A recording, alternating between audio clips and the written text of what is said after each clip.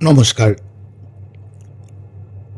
আজ radio junction নিবেদিত রহস্য ও রোমাঞ্চের রুদ্ধশ্বাস নেপথ্য কথায় আরও একটি নতুন ঘটনা নিয়ে। এই কাহিনীটি নেওয়া হয়েছে গোয়েন্দাপীঠ লালবাজার থেকে, যেটি লিখেছেন সুপ্রতিম সরকার। টিম রেডিও জংশন সুপ্রতিম সরকারের প্রতি কৃতজ্ঞতা প্রকাশ করে। আজকে যে সত্য কাহিনীটি শুনবেন তার নাম করুণাধারায় এসো।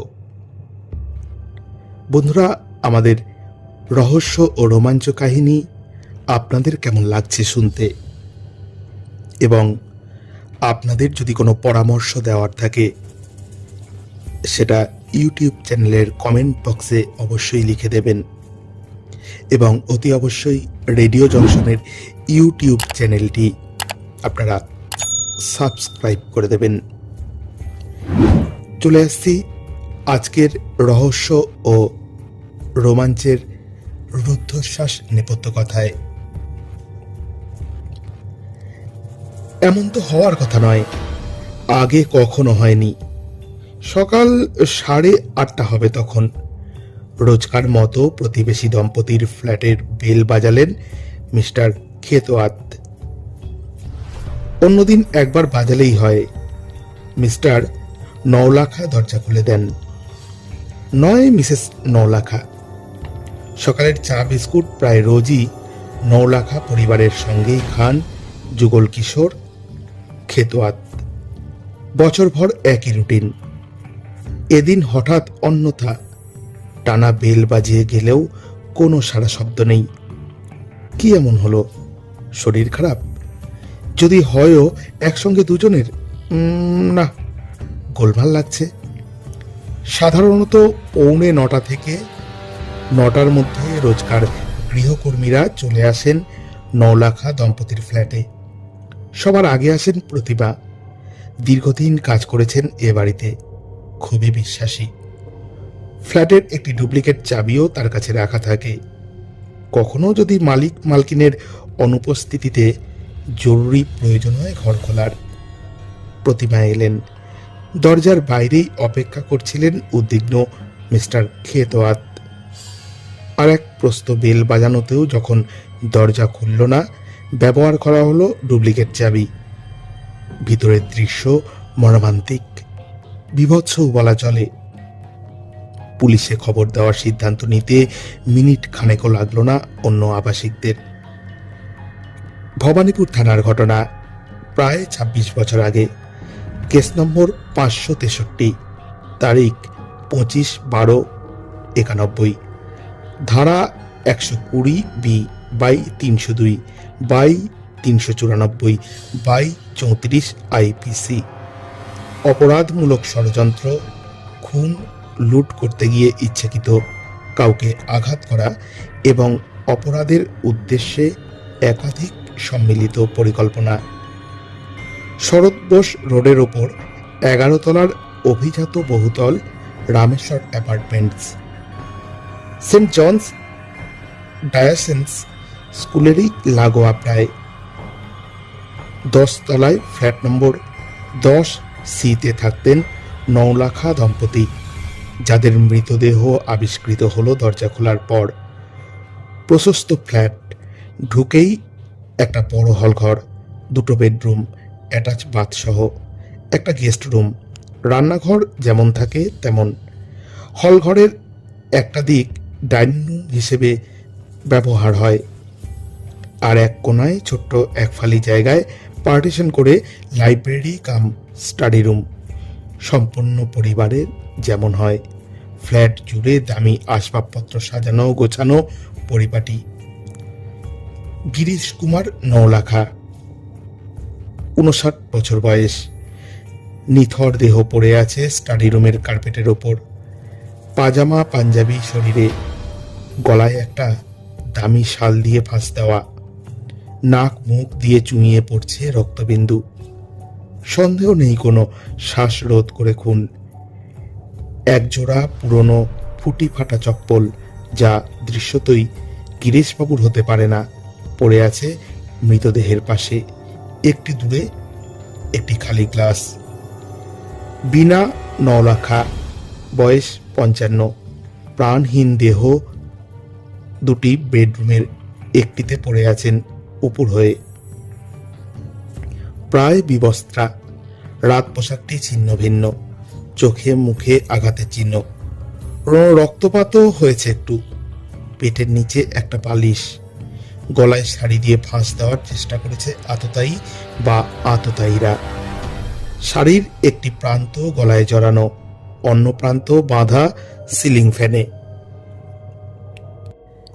মৃতার হাউসকোট ভাসছে লাগোয়া বাথরুমের কমোডে।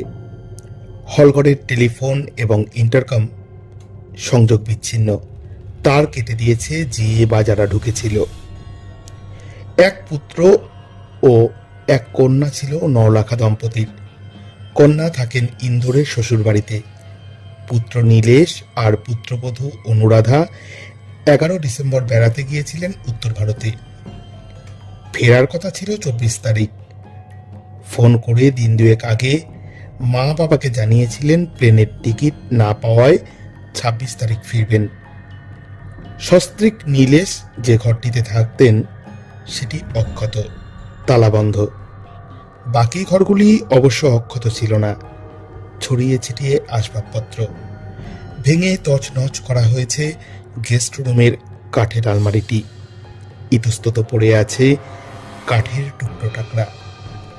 বেশ কিছু জিনিসপত্র যে লুট হয়েছে অনায়াসে অনুমেয়।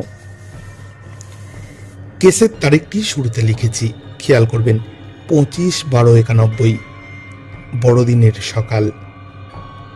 ক্রিসমাস ইভের নিশিযাপন শেষে একটু দেরি করে ঘুম ভাঙছে কলকাতার। রাস্তাঘাটে মানুষজন, গাড়ি ঘোড়া কম। দেরি আছে ভিক্টোরিয়া, চিড়িয়াখানা, পার্ক স্ট্রিটে রেস্তোরাঁ, ক্লাবে জনপ্লাবন শুরু হতে। দম্পতি হত্যার জেরে শুভ দিনের সকাল অশুভ হয়ে দেখা দিল কলকাতা পুলিশের কাছে। প্রাতঃভ্রমণে বেরিয়েছিলেন তৎকালীন নগরপাল। খবর পেয়ে দ্রুত এলেন ঘটনাস্থলে। এলেন ডিসিডিডি, গোয়েন্দা বিভাগের প্রধান, ভবানীপুর থানার পুলিশ এবং গোয়েন্দা বিভাগের হোমিসাইড শাখার অফিসারেরা ততক্ষণে পৌঁছে গিয়েছেন। Lalbazar control room. খবর পাওয়া মাত্র সংশ্লিষ্ট সবাইকে বার্তা দিয়েছে যত দ্রুত সম্ভব।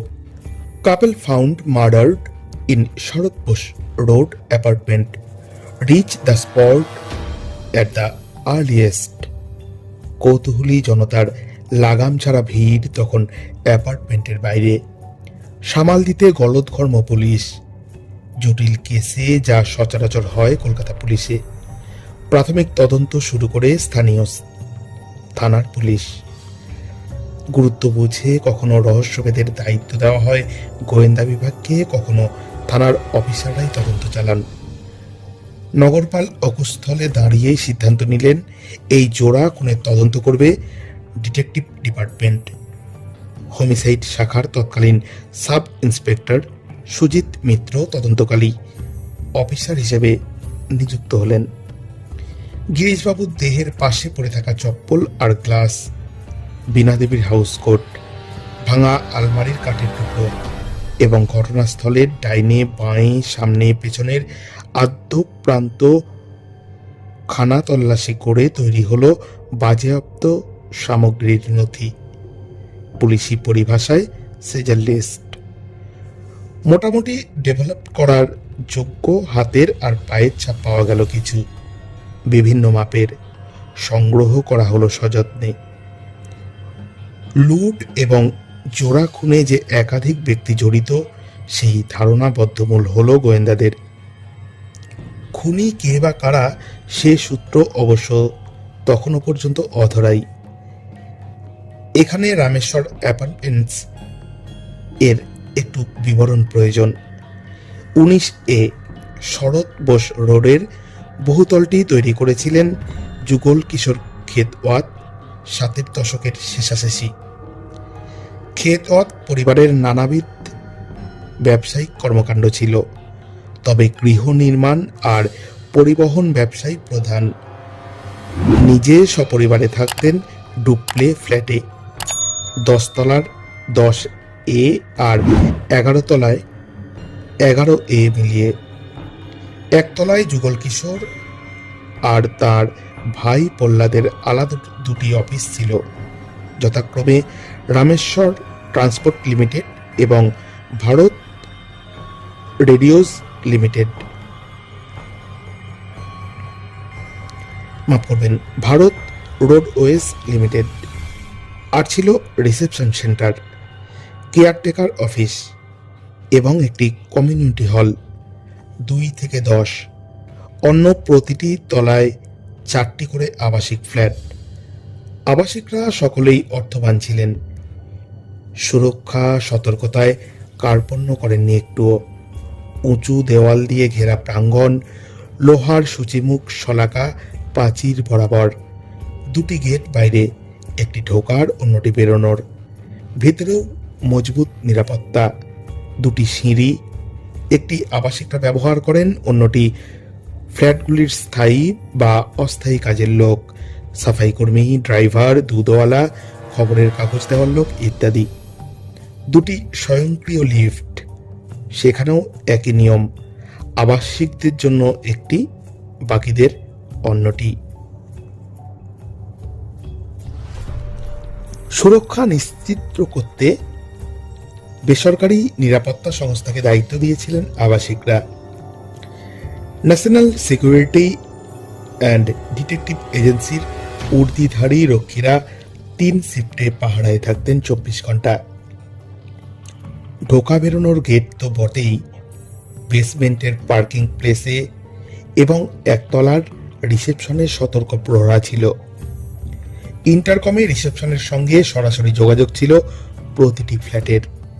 নিয়ম ছিল, পরিচিত আবাসিক বা কর্মী অ্যাপার্টমেন্টের সিঁড়ি বা লিফটে উঠলে নিরাপত্তা রক্ষীরা কোনো রকম বাধা দেবেন না।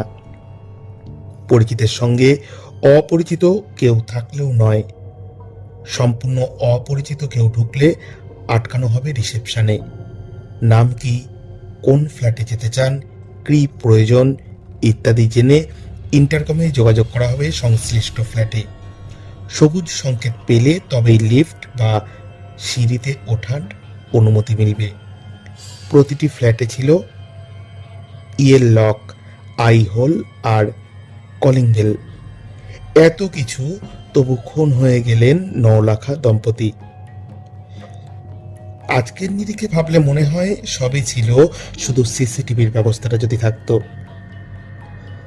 এখন শুধু অভিজাত এলাকায় বা ঝাঁ চকচকে শপিং মলেই নয়, সিসিটিভি লাগানোর প্রয়োজনীয়তা উপলব্ধি করে ছোট বড় অসংখ্য আবাসনে ক্যামেরা লাগিয়েছেন নিরাপত্তা সচেতন শহরবাসী। এতে অপরাধীকে চিহ্নিত করতে সুবিধে হয় আমাদের। ক্যামেরা আছে আন্দাজ করতে পারলে অবচেতনে একটা ভয়ও কাজ করে দুষ্কৃতীদের। এই সুবিধাটা থাকলে আলোচ্য জোড়া খুনের কিনারা নিশ্চিত সহজতর হতো। মাথার ঘাম পায়ে ফেলতে হতো না গোয়েন্দাদের। মাথার ঘাম পায়ে ফেলার পর্ব যাওয়ার আগে বলে নেওয়া ভালো, 2 তলা থেকে 10 তলা স্থায়ী গৃহকর্মীদের জন্য কোয়ার্টার ছিল প্রতি ফ্লোরেই।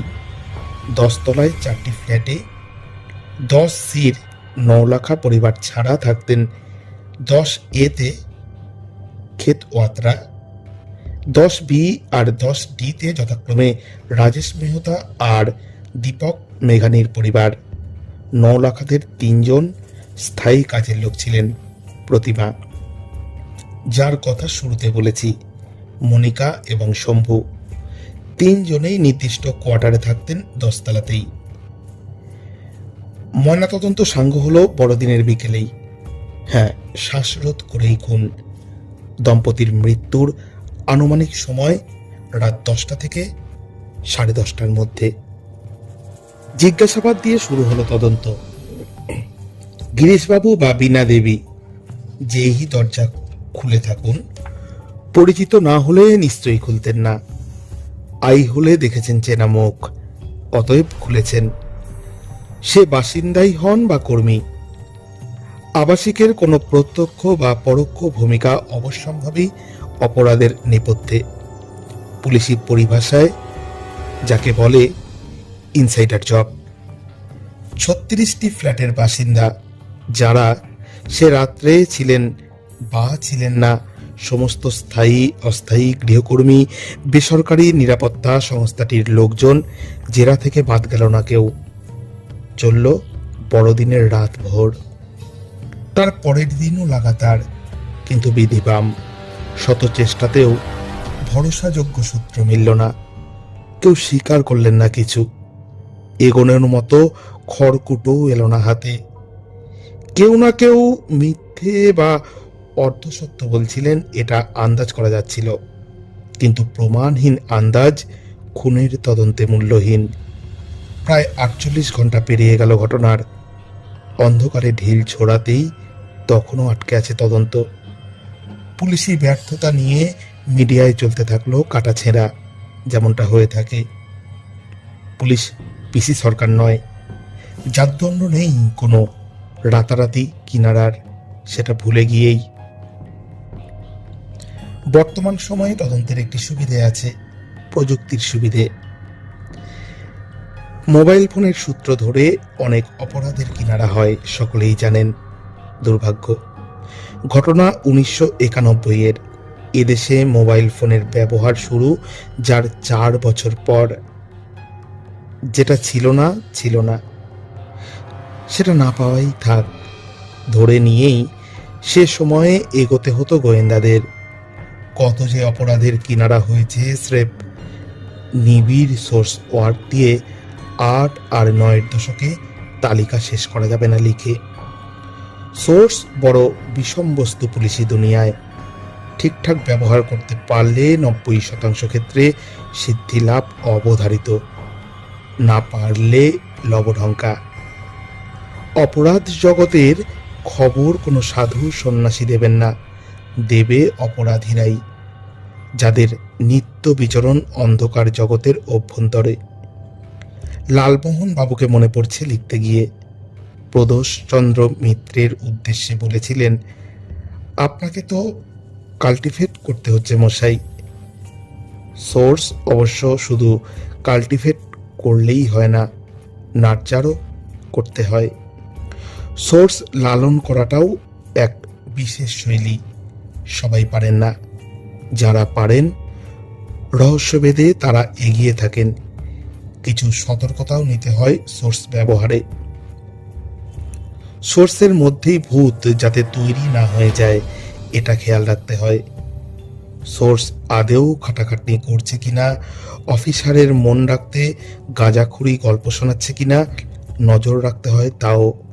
কখনো কখনো সোর্সের পেছনে লাগানো হয় দ্বিতীয় সোর্স। সত্যিটা স্বীকার করা যাক, গল্পের ফেলুদা ব্যোমকেশ এর কুল পোয়ারো, শার্লক হোমসের রহস্যভেদের রহস্য রোমাঞ্চ, বাস্তবের তদন্ত থাকে কদাচিৎ। অধিকাংশ ক্ষেত্রেই ঘটনাস্থলে আতপোড়া সিগারেটের টুকরো থাকে না, থাকে না বাগানের ঝোপঝাড়ের কাদার পায়ের ছাপ, থাকে না হুমকি চিরকুট বা সমগোত্রীয় কিছু। সূত্র কিছুতেই না মিললে ভরসা করতে হয় সোর্সের উপর। কল্পনার গোয়েন্দা গল্প খুবই উপভোগ্য, গোগ্রাসী গেলার মতো। বাস্তবের তদন্ত কিন্তু ভিন্ন, অন্তত 90% ক্ষেত্রে। প্রতি পদে উত্তেজনার আঁচ পোহানো নেই, নির্মোহ পরিশ্রম আছে, রুদ্ধশ্বাস রোমাঞ্চ নেই, আপ্রাণ অধ্যাবসায় আছে। মনের আপন মাধুরী নেই, মরিয়া একাগ্রতা আছে। নির্মাণের জগৎ মূলত সৃষ্টির নয় ততটা। এবার তদন্তে ফিরি। সোর্স লাগানো হলো একাধিক, প্রত্যেকে পোড় খাওয়া। বলে দেওয়া হলো দুটি কথা। 1, জোড়া খুন নিয়ে অপরাধ জগতে কিছু কানাকানি হচ্ছে কিনা খবর চাই। 2, খোঁজ খবর দরকার। অন্ধকার দুনিয়ার হোক বা না হোক, আশেপাশের মহল্লায় কেউ কি হঠাৎ বেশি টাকা খরচ করছে? জীবনযাত্রায় চোখে পড়ার মতো বদল এসেছে কারো? মোদ্দা কথা, যেখানে দেখিবে ছাই, উড়াইয়া দেখো তাই, পাইলেও পাইতে পারো অমূল্য রতন। এবং দ্রুত পাওয়া গেল সেই বহু প্রতীক্ষিত সূত্র। সৌজন্য তদন্তকারী অফিসারের দুর্ধর্ষ সোর্স নেটওয়ার্ক। খবর এলো 27 তারিখ গভীর রাত্রে পদ্মপুকুরের কাছাকাছি এক থেকে মদ জোয়ার আসর চলছে, যেখানে জাঁকিয়ে বসেছে সোর্স। এই থেকে তার দীর্ঘদিনের যাতায়াত। এসব আড্ডায় মোটামুটি সবাই সবার পরিচিত হয় সচরাচর। সে রাতের মধ্যমণি এক অপরিচিত যুবক। জোয়ার বোর্ডে টাকা ওড়াচ্ছে দেদার। নতুন কেনা দামি ইয়াশিকা ইলেকট্রো 35 ক্যামেরা দেখাচ্ছে বাকিদের। কিনে এনেছে বিলিতি মদের বোতল। ফুর্তির প্রাণ গড়ের মাঠ। নেশা চড়তেই জ্বলানো গলায় হিন্দি গান। ঘুরে ফিরে একটাই বারবার, তদবীর সে বিগড়ি হুই তকদীর বানালে, तकदीर बना ले, अपने पे भरोसा है तो ये दांव लगा ले, लगा ले दांव लगा ले। 1951 মুক্তিপ্রাপ্ত গুরু দত্ত পরিচালিত সুপারহিট ছবি বাজির সেই সুপারহিট গান। শচীন দেব বর্মনের সুরে, গীতা বালির লিপে, গীতা দত্তের সেই আশ্চর্য জাদুকরী কণ্ঠে। গানে অবশ্য সোর্সের মন ছিল না, রুচিও না। তার ষষ্ঠ ইন্দ্রিয় ততক্ষণে সজাগ। এই চ্যাংড়া টাইপ ছেলেটা এত টাকা পেল কি করে? আর এক পেগ বানানোর মাঝে নেহাতি হালকা চালে প্রশ্ন ছুড়ে দিল অপরিচিত যুবককে, এখানে নতুন দেখছি, কি কাজ করো তুমি? যুবক ততক্ষণে নিরাপদ রকমের মাতাল। উত্তরও দিল হালকা চালেই, পিয়নের কাজ করি, বড় লোকের বাড়ি। ও কাজ আর করব না সালা। সোর্স মারফত খবর পেয়ে সে রাতেই তোলা হলো বড় লোকের বাড়ির পিয়নকে। অপরাধ জগতে কথিত আছে, লালবাজার গোয়েন্দা বিভাগের ইন্টারোগেশন রুমে ঢুকলে সমস্ত রকম নেশা নিমেষে কেটে যায়। আকণ্ঠ মদ্যপান করে এলেও সংবিত ফিরতে সময় লাগে না বিশেষ। নতুন অতিথির ক্ষেত্রেও ব্যতিক্রম হলো না। আদর যত্ন করার আগেই স্বীকারোক্তি এলো স্বতঃস্ফূর্ত, স্যার আমি খোকনগিরি, খেতওয়াত সাহেবের অফিসে পিয়নের কাজ করি। খুন আমি একা করিনি, রাজু, কামিনী আর জগদীশের ছিল স্যার। বেশ, পুরোটা বল এবার, কিভাবে করলি, কেন করলি? উত্তরে খোকনের প্রাথমিক প্রতিক্রিয়া মুহূর্তের জন্য বাকরুদ্ধ করে দিল দুধে গোয়েন্দাদেরও। লোভে পড়ে করেছে। খুন করার জন্য ম্যাডাম 1 লাখ টাকা দেবে বলেছিলেন। ম্যাডাম? কোন ম্যাডাম? বিমলা ম্যাডাম, খেতওয়াত সাহেবের স্ত্রী। বিস্ময়ের ধাক্কা কাটিয়ে উঠে জেরা শুরু হলো খোকনকে। জানা গেল যা ঘটেছিল, যেভাবে ঘটেছিল, যে কারণে ঘটেছিল। খেতওয়াত পরিবার ও নওলাখা পরিবারের সামাজিক পরিচয় 8-এর দশকের শুরু থেকেই। নওলাখারা তখন থাকতেন বালিগঞ্জ স্ট্রিটের মুলেন স্ট্রিটে। একসঙ্গে বাইরে খাওয়া দাওয়া, উৎসব উদযাপন, ঘনিষ্ঠতা বেড়েছিল ক্রমশ। বিমলা খেতওয়াত এসব পছন্দ করতেন না। অন্তর্মুখী স্বভাবের মহিলা ছিলেন, একটু রক্ষণশীল মানসিকতারও। পুজো আর্চা, ঘর সংসারেই বেশি স্বাচ্ছন্দ্য। নওলাখা দম্পতি আবার জীবনকে পূর্ণ মাত্রায় উপভোগে বিশ্বাসী। ক্লাব পার্টিতে যাতায়াত নিয়মিত। যুগল কিশোর খেতওয়াতও তাই। হৈহুল্লোড় তার মন পছন্দ। নিয়মিত সামাজিক মেলামেশা চলতে চলতেই যুগল কিশোর আকৃষ্ট হলেন বিনা নওলাখার প্রতি একতরফা ছিল না আকর্ষণ। বিবাহ বহির্ভূত প্রণয়ে সম্মতি ছিল বিনারও। দুজনেরই তখন মধ্য 40। বালিগঞ্জের বাড়ি বেচে 1986-তে রামেশ্বর অ্যাপার্টমেন্টে উঠে এলেন নওলাখারা। প্রণয়নীকে প্রতিবেশিনী হিসেবে পাওয়ার তাগিদে জলের দরে 10 তলার ফ্ল্যাটটি বেচলেন যুগল কিশোর। গিরিশ, বীণা দুজনেই বেসরকারি সংস্থার উচ্চপদস্থ চাকরি ছিলেন। সচ্ছলতা ছিল, কিন্তু ওই বহুতলে ফ্ল্যাট কেনাটা ছিল সামর্থ্যের বাইরে। গিরিশ নির্বোধ ছিলেন না। কেন সস্তায় ফ্ল্যাট দিচ্ছেন খেতোয়াত সাহেব বিলক্ষণ বুঝেছিলেন। সম্ভবত পারিবারিক শান্তির কারণেই সব জেনেও মেনে নিয়েছিলেন, মানিয়েও নিয়েছিলেন। মেনে নিতে পারেননি বিমলা খেতোয়াত, মানিয়ে নিতেও না। পরকীয়া থেকে স্বামীকে দূরে সরিয়ে আনতে চেষ্টার কসুর করেননি। ঝগড়া করেছেন স্বামীর সঙ্গে, প্রবল অশান্তি হয়েছে দিনের পর দিন। ঘরে ওঝা ডাকিয়ে তন্ত্র মন্ত্রেরও শরণ নিয়েছেন মরিয়া হয়ে, না লাভ হয়নি কোনো। যুগল কিশোরের ঘনিষ্ঠতা ক্রমশ বেড়েছে মিসেস নওলাখার সঙ্গে। রোজ সকালে নওলাখাদের বাড়িতে চা বিস্কুট, সন্ধেবেলা তাস আড্ডা, মদ্যপান চোখের সামনে দেখতে দেখতে একটা সময় প্রায় অসুস্থই হয়ে পড়েন বিমলা।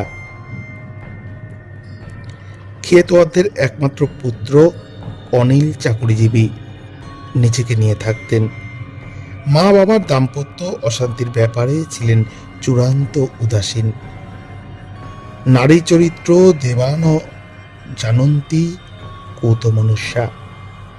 মানসিক অশান্তিতে নিত্যদিন ক্ষত বিক্ষত হতে থাকা বিমলা ঠিক করলেন পৃথিবী থেকে সরিয়ে দেবেন নওলাখা দম্পতিকে। বীণার প্রতি আক্রোশ সহজবোধ্য। গিরিশের উপর তীব্র রাগ পরকীয়াকে প্রশ্রয় দেওয়ার জন্য, কিন্তু তিনি একা অশক্ত মহিলা, কাজটা করবে কে?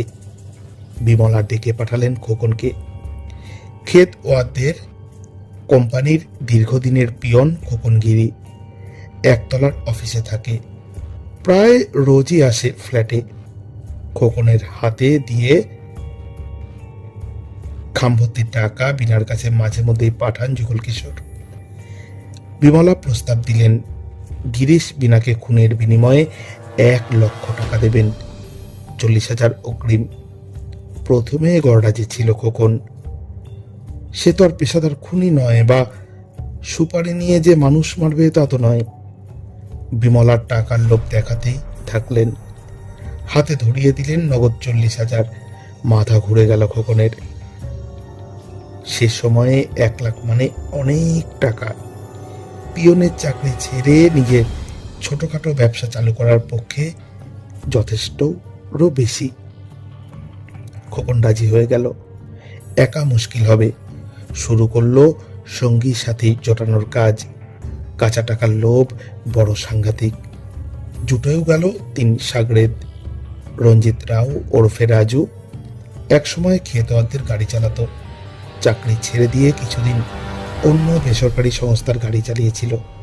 তারপর আবার ফিরে এসে রামেশ্বর অ্যাপার্টমেন্টেরই 7ডির বাসিন্দা ওম প্রকাশ ভুয়ানিয়ার ড্রাইভারের চাকরি নিয়েছিল। খোকন রাজুর সঙ্গে যোগ দিল জগদীশ যাদব, মিস্টার খেতওয়াতের অফিসের সাফাই কর্মী। জগদীশই জোটালো কুকর্মের চতুর্থ শরিককে, কামিনী কুমার রায়, দক্ষিণ কলকাতার একটি গ্যারেজের কর্মী। চুক্তি হলো কাজ শেষ হলে প্রত্যেকে পাবে 25,000 করে। অগ্রিম টাকা 10,000 করে ভাগ হলো। 2টো দামি ইয়াশিকা ক্যামেরা কিনে ফেললো খোকন আর রাজু। কামিনী নিল দামি সুটকেস। খুনের ঘটনা প্রবাহ ছিল এরকম, মনে রাখুন। ক্রিসমাস ইভের রাত, গমগম করছে বহুতল প্রাঙ্গণ। গাড়ির স্রোত সন্ধ্যে থেকেই ঢুকছে বেরোচ্ছে। কেউ পার্টিতে যাচ্ছেন, কেউ আবার বাড়িতেই উৎসবের আয়োজন। অতিথিদের অবিরাম আনাগোনা, কর্মীরাও উঠছেন নামছেন সর্বক্ষণ। দিনটা ভেবে চিন্তেই বেঁচে ছিল খোকনরা। নওলাখাদের পুত্রবধূ যে 24 নয় 26 তারিখে ফিরবেন সে খবর বিমলা আগাম জানিয়ে দিয়েছিলেন খোকনকে।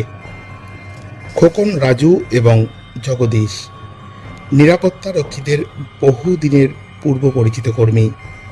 অপরিচিত বলতে কামিনী, যাকে সঙ্গে নিয়ে রাজু 9টা নাগাদ উঠে গেল নিজের 7 তলার কোয়ার্টারে, যা বরাদ্দ গৃহকর্মীদের জন্য।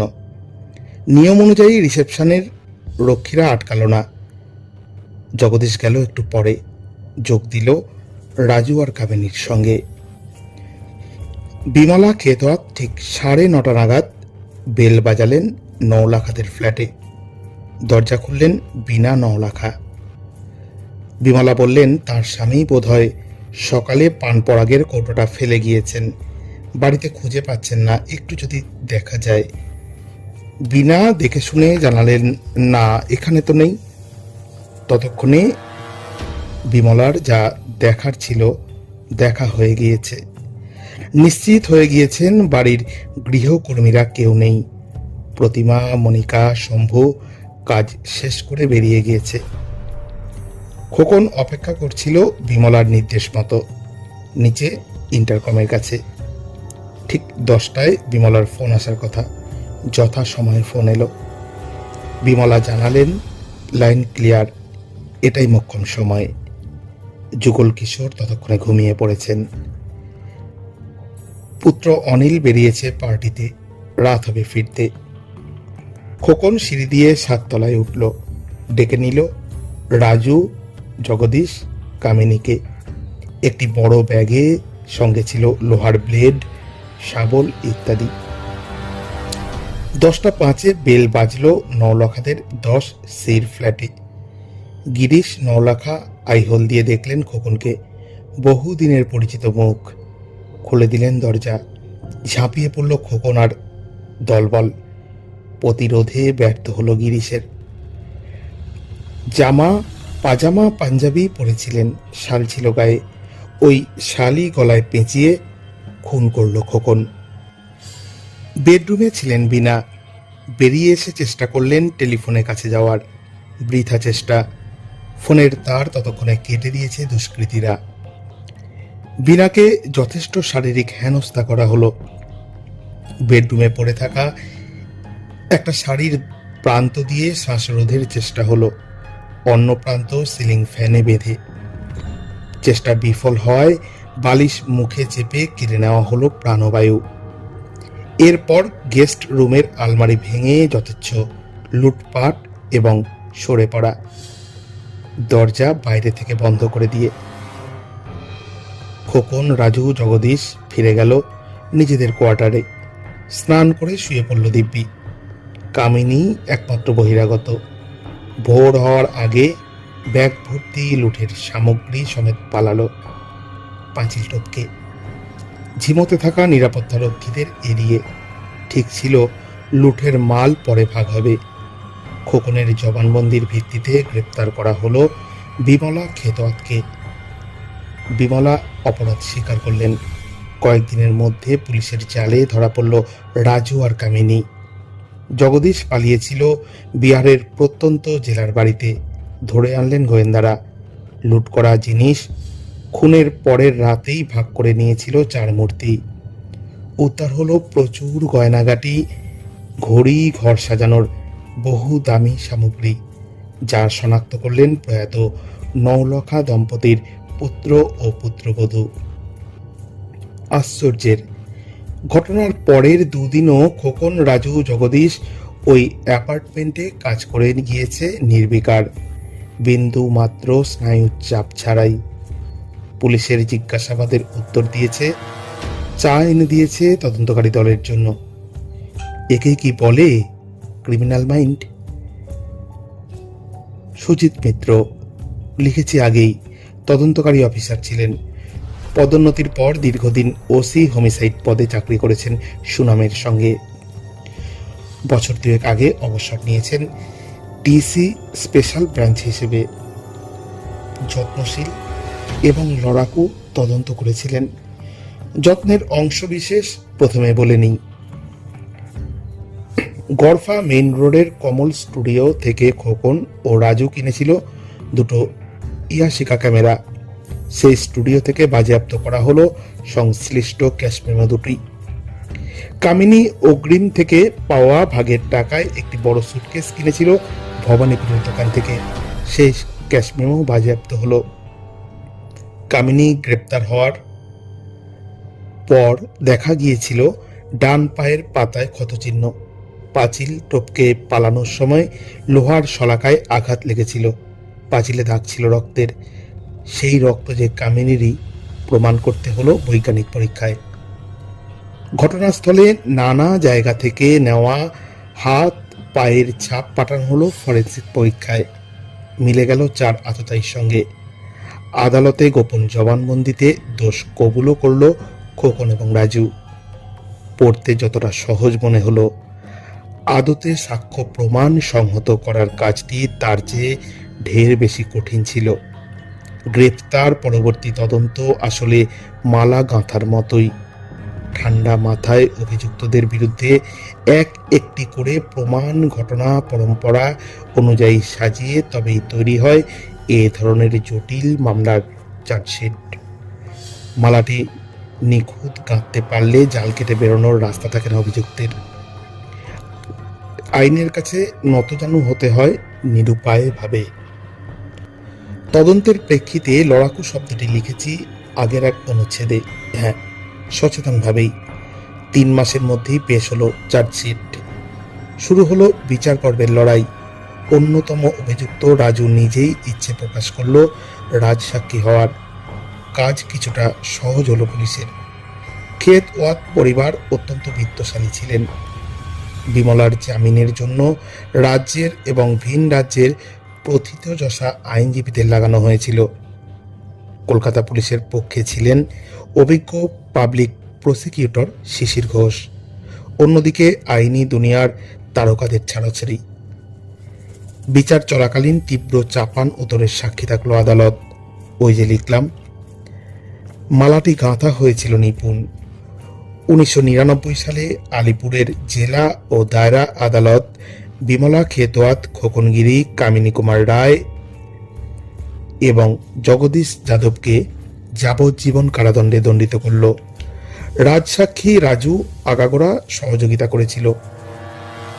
মুক্তি দেওয়া হলো প্রসিকিউশন এর আবেদনের ভিত্তিতে।